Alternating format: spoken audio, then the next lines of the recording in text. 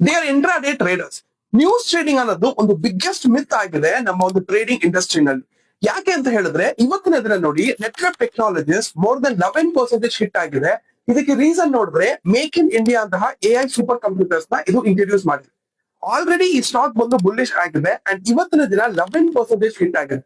But ಈ particular stock ಬಂದು ನಮ್ಮ ಸ್ಟಾಕ್ ಅಂಟರ್ ಅಲ್ಲಿ 97 ಗೆ ಅಪ್ಡೇಟ್ ಆಗಿದೆ.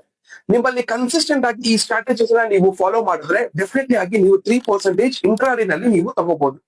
ಯಾವ ತರ ಇವತ್ತಿನ ದಿನ ನಮ್ಗೆ ಹೀರೋ ಸ್ಟಾಕ್ಸ್ ಬಂದಿದೆ ಅಂತ ನೋಡೋಣ ಬನ್ನಿ.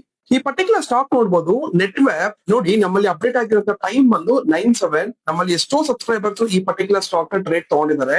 ನಿಮ್ಗೆ ವಾಲ್ಯೂಮ್ ಇದೆ, ಮೊಮೆಂಟಮ್ ಪ್ಯಾರಾಮೀಟರ್ಸ್ ಕೂಡ ನಮ್ಗೆ ಮಾರ್ಕೆಟ್ ಮುಗಿದ್ಮೇಲೂ ಒಳ್ಳೆ ವಾಲ್ಯೂಮ್ ಇದೆ.